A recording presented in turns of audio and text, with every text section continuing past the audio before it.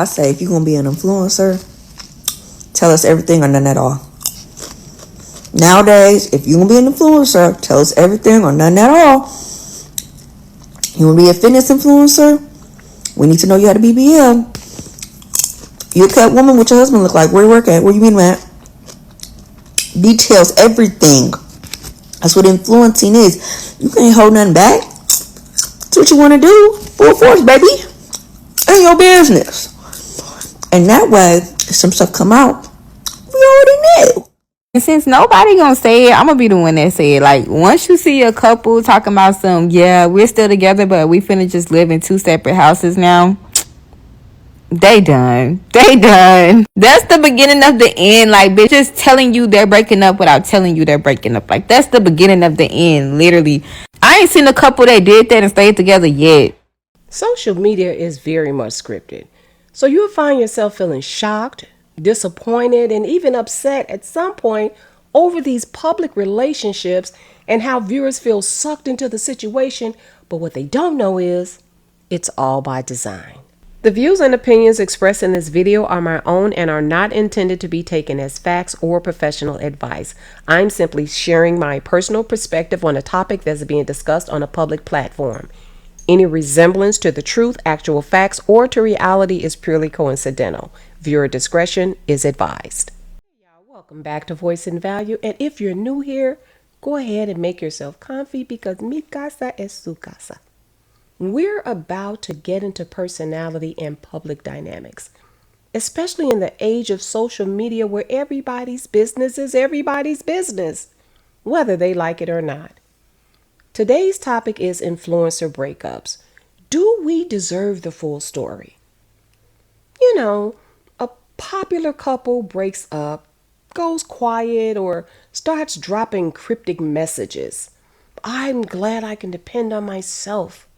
Then while one goes live, the other start posting subliminals. The fans are confused and speculation runs wild. And the question always comes up. Well, they made it public, so don't we deserve to know what happened? Well, we're going to address that today. Because in this era of monetized love and strategic vulnerability, the lines get crossed between personal privacy and public accountability.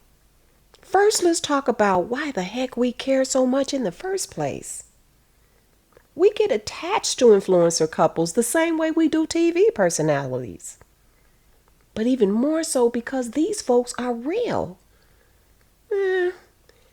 At least on the surface they are. They're real to us because we see their kids. We watch them on vacations. They love taking us along for that. But we also watch their heartbreaks, whether they intend for that to happen or not. It feels personal, especially when they open the door and let us in. We feel like we really know them after the pregnancy announcements, those engagement vlogs, relationship challenges, and those videos where they show us how they made it through the storm. When all that falls apart, people feel entitled to the truth. Because we were there cheering for them when it looked good, when we thought they were couple goals. But the problem with that is we weren't there behind the scenes as things unfolded. We didn't feel the silence in that big old house. And we didn't see all the arguments, just the ones that were filmed or live streamed. Because we don't know what wasn't shared, the ethics get somewhat complicated. It's the selective transparency for me. That's the real issue. Influencers are expected to be open, and on the surface, it looks like that's exactly what's happening. But we only get to see them in a way that's comfortable and profitable. The minute things go left, the same audience that praised the openness now says, it's their business. Let them heal in peace. And then we get repeatedly reminded that they don't owe us anything. But hang on a second. If you built a brand on your relationship and the love story brought the followers in and y'all's couple contact got monetized, then yeah, People feel like they bought stock in your romance. I'm sorry, that's just the truth. Plus, since we nosy, we ain't going nowhere anyway. We're not about to let you sell off the fantasy while y'all try to silence the fallout. But in all fairness, you're still human and you still deserve boundaries. So where's the line now? We just want to get in where we fit in. But we ain't going nowhere. Let's answer this one big question. Do we actually deserve the full story? The short answer is no. But the long answer is this. We don't deserve all access to the couple, but we do deserve accountability. We don't need every detail of the cheating, including the DM screenshots, nor do we need explanations of the trauma in therapy. But if one of them hurt the other, especially in a way that contradicts the public image that they build, the public does deserve some clarity. I'm talking about the times when the influencer spent years preaching love and loyalty and then broke up while she's still pregnant but wants to heal privately. Is it really privacy that they want, or is it reputation management? And then the partner finally speaks out, not to be messy, but to reclaim the narrative. Nah, son, y'all brought us on this emotional roller coaster and we're not ready to get off yet. Some influencers actually weaponize the silence. They know the algorithm rewards mystery, so they drop vague captions. They use heartbreak soundtracks in their stories. And they make soft lunch breakup reels. You know, the ones where you see one partner alone, spending alone time or fixing meals with one less plate at the table. All of it's just to keep you guessing, clicking, and engaging without them ever telling the truth. Then there are the ones who drop half-truths. Oh, they cry on live. They start posting Bible verses and say how they were mistreated in the relationship, but they never admit to what they did. And when the other person defends themselves, suddenly it's, I'm trying to heal. I don't want no drama. That's public image manipulation. Because if you made money from us trusting your character and then violated that trust, people are going to ask questions. And no, we're not just being nosy, but let's face it, it takes quite a bit of nosiness to follow these influencer relationships in the first place. However, it seems to become an issue when we're looking for that same energy and transparency that they touted when everything was good. Viewers want it all. The good, the bad, and the ugly. Now, I have to admit that Justin and Mahogany of the Jackson family of Atlanta were one of the most shocking breakups that I've witnessed on social media. Not only because they were married for 8 years and had 6 children, all boys, 2 sets of twins, mind you, and they were both successful entrepreneurs. But because when they decided to divorce, she kept all the boys with her. Let's just put child support aside for a moment. That man would be taking half, if not all of those kids with him after divorce. Of course, the kids deserve to have both parents in the home, but the boys especially need a male influence in the home. And since Justin broke the family home by cheating, his admission, not mine, he wouldn't get to divorce the kids too. I'm just saying. But listen to how he proudly announces their divorce.